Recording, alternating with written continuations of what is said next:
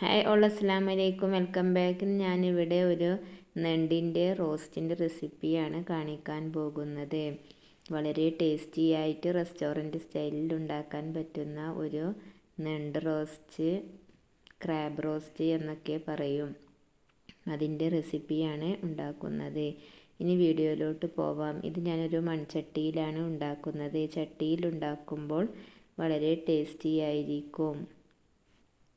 പാനിലുണ്ടാക്കുന്നതിനേക്കാളും tasty ആയിരിക്കും ചട്ടിയിലുണ്ടാക്കുന്നത്. ഈ ചട്ടിയിലോട്ട് ഞാൻ 4 ടേബിൾ സ്പൂൺ വെളിച്ചെണ്ണ ഒഴിച്ചു കൊടുത്തിട്ടുണ്ട്. ഈ വെളിച്ചെണ്ണ ഒന്ന് ചൂടായി കഴിഞ്ഞാൽ ഇതിലേക്ക് 1/4 ടേബിൾ സ്പൂൺ കടുകും 1/4 ടേബിൾ സ്പൂൺ ഉലുവയും ചേർത്ത് കൊടുക്കാം. ഇത് രണ്ടും ഒന്ന് പൊട്ടിക്കഴിഞ്ഞാൽ ഇതിലോട്ട് വലിയ ജീരകം 1/2 ടേബിൾ സ്പൂൺ ഇട്ട് കൊടുത്തിട്ടുണ്ട്. കടുകും ഉലുവയും പൊട്ടിയതിന് ശേഷം വേണം ജീരകം ഇട്ട് കൊടുക്കാൻ. ഇനി ഇതിലോട്ട് ഞാൻ വലിയ ഉള്ളി ചോപ്പ് ചെയ്തെടുത്തതും ഒരു പച്ചമുളകും ചേർത്ത് കൊടുക്കുന്നുണ്ട്. പച്ചമുളക് എരിവിനനുസരിച്ച് കൂട്ടാവുന്നതാണ്. ഇവിടെ ഞാൻ കുരുമുളക് പൊടിയും മുളക് പൊടിയും എല്ലാം ഇടുന്നത് കാരണം ഒരു പച്ചമുളക്, എരിവില്ലാത്തൊരു പച്ചമുളക് മാത്രമേ ചേർത്ത് കൊടുക്കുന്നുള്ളൂ. ഇനി ഈ ഉള്ളി നല്ലോണം ഒന്ന് വഴറ്റിയെടുക്കാം. ഈ ഉള്ളിയിലോട്ട് ആവശ്യമായിട്ടുള്ള ഉപ്പ് ചേർത്ത് കൊടുക്കാം. ഇവിടെ ഞാൻ 1.5 ടേബിൾ സ്പൂൺ ഉപ്പാണ് ചേർത്ത് കൊടുക്കുന്നത്. റോസ്റ്റിലേക്ക് ആവശ്യത്തിനുള്ള ഉപ്പാണ് ഈ 1.5 ടേബിൾ സ്പൂൺ ഉപ്പ് ചേർത്ത് കൊടുക്കുന്നത്. ഇനി ഈ ഉള്ളി ഒരു ഡാർക്ക് ബ്രൗൺ കളർ ആകുന്നത് വരെ നമുക്ക് വഴറ്റിയെടുക്കാം.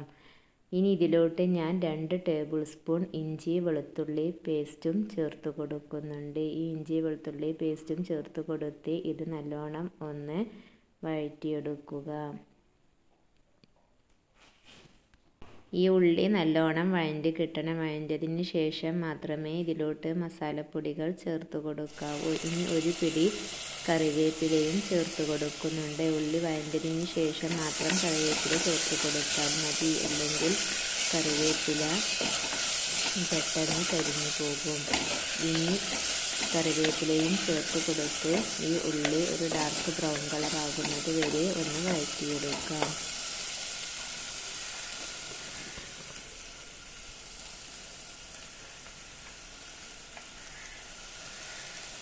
കാണുന്നത് പോലെ തന്നെ കഴിക്കാനും വളരെ ടേസ്റ്റി ആയിട്ടുള്ള ഒരു നെണ്ട് റോസ്റ്റാണിത്. ഇനി ഇതിലോട്ട് ഞാൻ 1/2 ടേബിൾ സ്പൂൺ ഗരം മസാല ചേർത്ത് കൊടുക്കുന്നുണ്ട്. അതുപോലെ 1/2 ടേബിൾ സ്പൂൺ കുരുമുളക് പൊടിയും. കുട്ടികൾ കഴിക്കുന്നത് കാരണമാണ് കുരുമുളക് പൊടി കുറച്ച് ചേർത്ത് കൊടുക്കുന്നത്. കൂടുതൽ ചേർക്കുന്നതായിരിക്കും വളരെ ടേസ്റ്റ്. ഇതിലേക്ക് 1/2 ടേബിൾ സ്പൂൺ മഞ്ഞൾപ്പൊടിയും 1/2 ടേബിൾ സ്പൂൺ മല്ലിപ്പൊടിയും 1/4 ടേബിൾ സ്പൂൺ മുളക് പൊടിയും ചേർത്ത് കൊടുക്കുന്നുണ്ട്. മുളക് പൊടിയുടെ അളവ് കുറച്ച് കുരുമുളക് പൊടി ചേർത്ത് കൊടുക്കുന്നതും വളരെ ടേസ്റ്റി ആയിരിക്കും. ഇനി ഈ പൊടികളുടെയെല്ലാം പച്ചമണം മാറുന്നത് വരെ ഇത് നല്ലോണം ഒന്ന് വഴറ്റിയെടുക്കുക.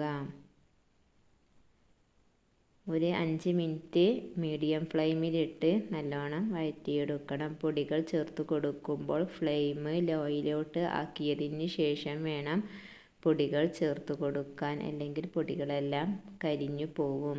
റോസ്റ്റിൻ്റെ ടേസ്റ്റ് തന്നെ മാറിപ്പോകും. ഇനി ഇതിൻ്റെ പച്ചമണം മാറുന്നത് വരെ നല്ലോണം ഒന്ന് വഴറ്റിയെടുക്കുക. ഇനി ഇതിലോട്ട് ഞാൻ കട്ട് ചെയ്ത് വെച്ചിരിക്കുന്ന 2 തക്കാളി ചേർത്ത് കൊടുക്കുന്നുണ്ട്. ഈ തക്കാളിയും ചേർത്ത് കൊടുത്ത് ഇത് നല്ലോണം ഒന്ന് വഴറ്റിയെടുക്കുക. ഇനി ഈ തക്കാളി ഒന്ന് വെന്ത് കിട്ടുവാൻ ഇതിലോട്ട് നമുക്ക് 2 മിനിറ്റ് ഇതൊന്ന് വേവിച്ചതിന് ശേഷം ഈ തക്കാളി ഒന്ന് ഉടഞ്ഞ് വെന്ത് കിട്ടുവാൻ ഇതിലോട്ട് വെള്ളം ചേർത്ത് കൊടുക്കാം. ഇവിടെ ഞാൻ 3/4 ഗ്ലാസ് വെള്ളമാണ് ചേർത്ത് കൊടുക്കുന്നത്. ആ വെള്ളവും ചേർത്ത് കൊടുത്ത് ഈ തക്കാളി നല്ലോണം ഒന്ന് വേവിച്ചെടുക്കാം. ഒരു ഹാഫ് വേവായതിന് ശേഷം അതിലോട്ട് കഴുകി ക്ലീനാക്കി വെച്ചിരിക്കുന്ന ഞണ്ട് ചേർത്ത് കൊടുക്കാം.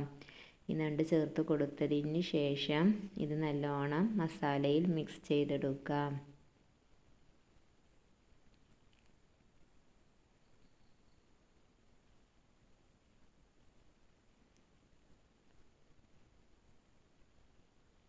മിക്സ് ചെയ്തെടുത്തതിന് ശേഷം ഇത് ഒരു മീഡിയം ഫ്ലെയിമിലിട്ട് വേവിച്ചെടുക്കാം.